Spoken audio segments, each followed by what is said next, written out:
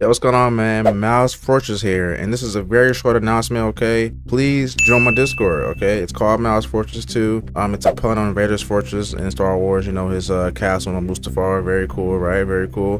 Join in though. There's plenty to talk about. Marvel, Star Wars, DC, anything, you know? So come on in, join, have some fun. We're a family. And yeah, let's chill. Alright, we good. YouTube, what up, man? It's your boy. Darth Mal, aka Mouse Fortress. I'm on Twitch right now. I know I've been bouncing all over the place from from Kick to YouTube, you know, to Twitch. I was on StreamYard. I've been all over the place, but I'm trying to find a home, okay? And Twitch might be the wave, man. Might be the home because my quality's still good on here, you know. Kick and YouTube drop my quality. So yeah, this might be the best place in terms of quality. But then again, it's like Kick has better they have better partnership options, you know. Then YouTube has my biggest fan base, my biggest viewer base. So I'm trying to figure out what to do. I might just stay with Twitch, but we'll see. And yeah, but without further ado, the drinker has dropped a video, okay? Now, this is a special kind of video because I'm gonna do a double reaction. I'm going to do a double reaction to Tyrone Magnus watching the drinker's video. So it's gonna be me reacting to Tyrone to reacting to drinker. Okay, it's gonna be hilarious. This should make for a fun video. So yeah, man. So he says One Piece succeeds where Cowboy Bebop failed. Now, if you haven't seen One Piece, do it. Like, stop this video if you're watching this right now. Stop watching this video and go watch One Piece because it was amazing. It was literally amazing. I streamed the whole entire thing on YouTube. You can see all episodes on YouTube. The reaction. Just go on my YouTube channel and go to the playlist One Piece live action reactions. One Piece live action reactions. Yeah, yeah. Just go to that playlist and they're all in there. They're all in there.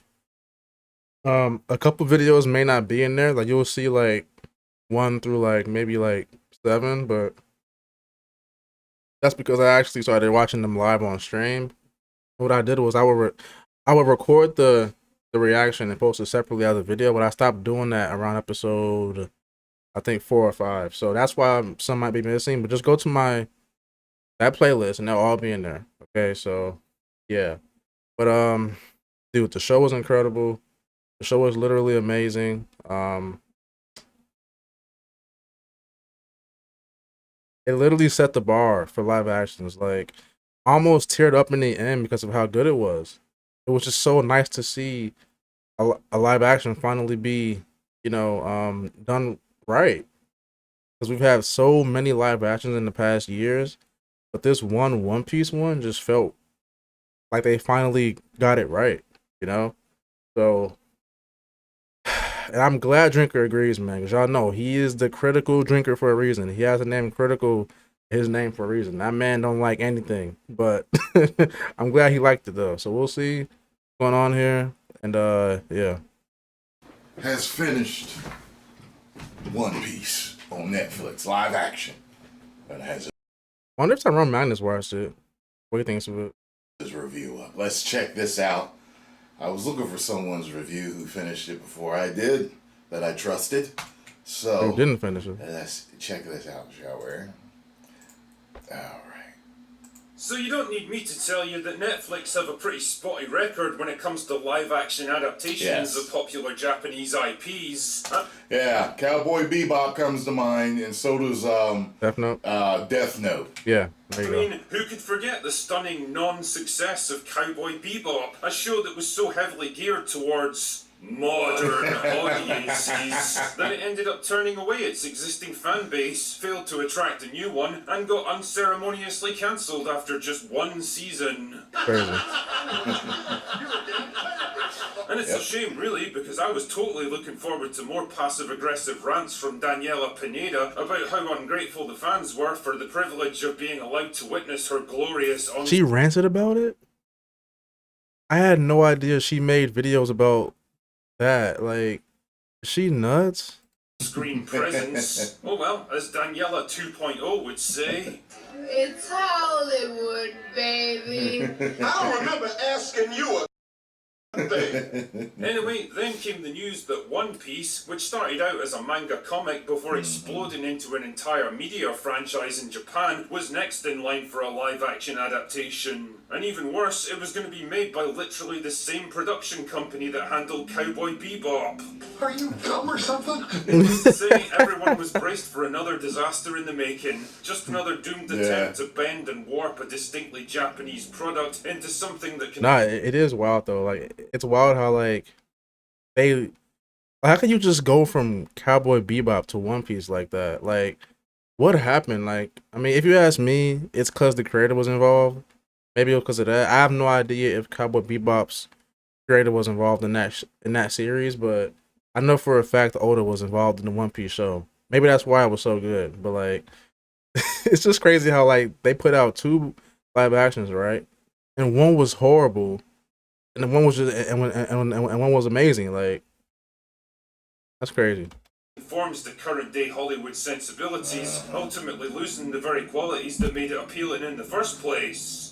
But I did hear that the creator was very much involved with this. Right, so yeah. this is, I guess, the reason why a lot of people are liking it. Here's the funny thing, One Piece is actually really good. Yes, I mean, I'll be it real is. here, it's completely bonkers and over-the-top ridiculous at times. Very. The characters look like Supposed they to just be. stumbled in from a cosplay convention, and everything Yes. from the technology levels to the laws of physics themselves are treated like optional extras, but there's a beating heart of vibrant, colourful, adventurous, no given exuberance Do I love that about part, One man. Piece that's just impossible not to enjoy. Bro. I actually Episode 8 is like the best episode in my opinion. Like, episode 8 was just so good, man. Like, it felt like an actual episode of One Piece, the anime or the manga. Like, episode 8 was so amazing, bro.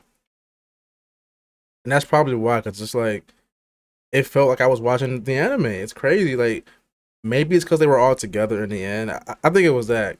Like, them being all together, you know, it just felt like the whole thing came together finally. Like, it was, dude, that was amazing, man. Wow.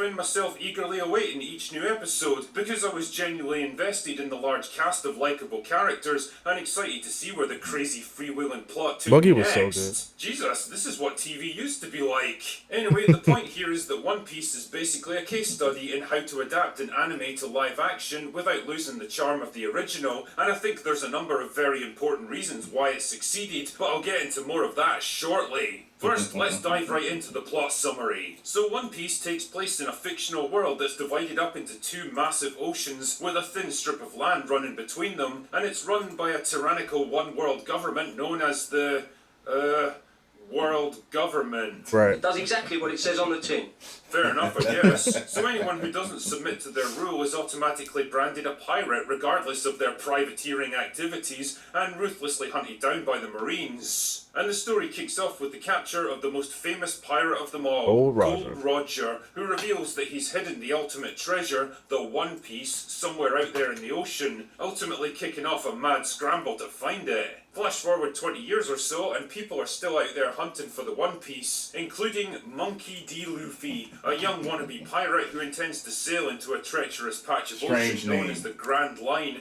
where he believes that the One Piece has been hidden. The only problem is, he doesn't have a ship, or any idea where the One Piece actually is, or even where the Grand Line can be found. Not a great plan. Yeah, in case No, you hadn't not at noticed, all. Luffy's not exactly big on planning ahead, but that's kind of what makes him so endearing. He's the ultimate happy-go-lucky, fly-by-the-seat-of-your-pants adventurer who just figures things out. Luffy is one of those characters where it's like, you can think he's annoying, stupid, and like, you know, but like, you can't say that he's like a bad character. He's not. Is he annoying? Sometimes, yes. Is he stupid? Yes, but how can you not appreciate him though? Like how can you just not like him?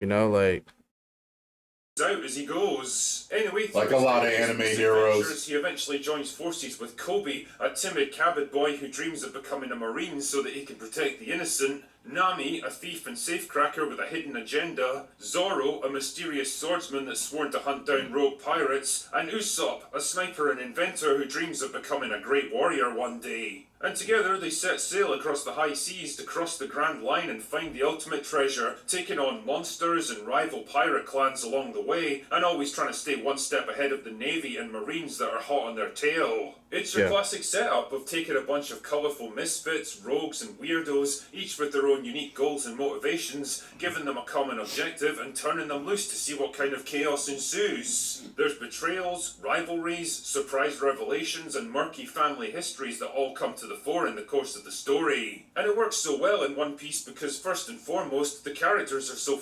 interesting and fun. Yes. There's such an eclectic mix of oddballs and mercenaries with wildly conflicting personalities that constantly spark off each other that you can't help enjoying it. But they all have deeper elements and motivations that slowly come out as you learn more about them, ultimately causing you to question who's good and who's bad. But the show's definitely not afraid to have fun with its cast along the way. And it's so interesting to compare it to something like Cowboy Bebop, which made a conscious effort to rein in its characters' personalities for Western audiences. I didn't see it, but I do know that I did do a reaction to the first episode back when I started first doing anime reactions, and I enjoyed it. And it's something that I do want to finish, but I didn't watch it, especially after I heard how woke it was. I have nothing to compare it to, just like with this. So it is what it is, but. Yeah. Trying to rewrite them as grounded and realistic, and it's one of the many reasons that show was about as much fun as a colonoscopy directed by James Cameron. Might be good. It's James Cameron. On the other hand, is more than happy to go all in with over-the-top emotional reactions, heavily stylized dialogue and fight scenes, and interpersonal melodrama, because that's exactly how anime does it. The men are actually allowed to kick ass, make decisions, and hold their own, rather than existing purely to get outfought and outsmarted by their female counterparts at every opportunity, because again, that kind of shit just wouldn't fly in Japanese culture, so it doesn't even get attempted here. And by all accounts, we mostly have Ichiro Oda, the original manga's creator, to thank for that. Oda was smart enough to retain creative control when he signed the rights over to Netflix, and actually forced the producers to rewrite and reshoot multiple key scenes when he decided he wasn't happy with them. Fucking good for you, Oda-san. If only The Witcher and Cowboy Bebop had this level of creative oversight, maybe they wouldn't have been steaming piles of shit, and we might be living... Wait, let me have to again, make sure I heard it right. Oda was smart enough to retain creative culture, so it doesn't even get attempted here. And by all accounts, we mostly have Ichiro Oda, the original manga's creator, to thank for that. Oda was smart enough to retain creative control when he signed the rights over to Netflix, and actually forced the producers to rewrite and reshoot multiple key scenes when he decided okay, so he actually did that. That's crazy. Fucking good for you, Oda-san. If only The Witcher and Cowboy Bebop... Bro, I mean, this is my series. I'm doing the same exact thing. Like, you ain't finna freaking butcher my show like you did Cowboy Bebop. Death Note. Yeah, there's no way. Like, if you doing my show, it's gonna be done right. You know what I'm saying? Like, had this level of creative oversight, maybe they wouldn't have been steaming piles of shit, and we might be living in a very different entertainment landscape. Smart today. guy. He must have known what the hell was going on. Production designers for the I think he did know. insanity that they've brought to the screen here. The world of One Piece is the kind of place where people fight with swords and flintlock pistols, but also have international radio communications and portside taverns with neon signs above the bar. Some people dress like 18th century sailors, others like 1980s biker punks. It makes absolutely no sense to someone like me who's coming into it blind, but then again, I get the impression that it's not really supposed to. Just like the oddball characters and the outlandish adventure at its core, every aspect of One Piece feels like you're stepping into a completely alien world driven entirely by escapist fun. And god damn it, I'm pretty sure we could all use a bit more of that in our entertainment these days. See that part, Bro, this show was a literal just like nice, you know, fresh breath of air, you know, like breath of fresh air. It's like Marvel, DC, Star Wars. It's been the same thing and it's all been garbage. This is the first show I've seen in years that's like made me enjoy television and like streaming. It's crazy. Like this show is amazing. Honestly, like I haven't had this much fun watching anything since Cobra Kai. Like Cobra Kai in my shirt. I know, right? Cobra Kai and this show right here has been the most fun I've had watching TV in years. Like, you know, It's crazy. Ultimately, as much as I enjoyed One Piece, I can't say that this show is going to be for everyone. It's a Western adaptation for sure, but it's one that's retained its distinctly Japanese flavour, and if you're not into that kind of highly stylized, over-the-top method of storytelling, then you might be put off by some of the wilder elements of One Piece. But for anyone else who's willing to be a bit more open-minded about their entertainment, or who just wants a wild ride of pure escapism that wasn't written for modern audiences, I think you'll have an absolute blast with this show. And who knows, its success might just encourage Hollywood to rethink what Western audiences actually want to see. Anyway, that's all I've got for today. Go away now. Here we go, baby. So, yeah, so far, what do I think? It's okay with me. I'm not like excited for every episode. I'm actually waiting for something to pull me into it more. But having said that, I haven't seen the series yet, like the anime. So I remember watching the first episode of the anime and liking it, thinking like, yo, this is something I can the show's fire. So when this is over, I will start the anime. But I do have a lot of other stuff to do over there. So, you know, it'll eventually come. Trust me. So, post comments down below. Let me know what you all thought. Get over to the drinker and subscribe. Tell them Tyrone Magnus sent you. And if you enjoy what I had to say, hit the like button, subscribe, and share. Well, I mean, the drinker spoke he spoke all facts. It was great. Amazing show, man. If you haven't seen it, go watch it. And yeah, I'm out, man. Peace.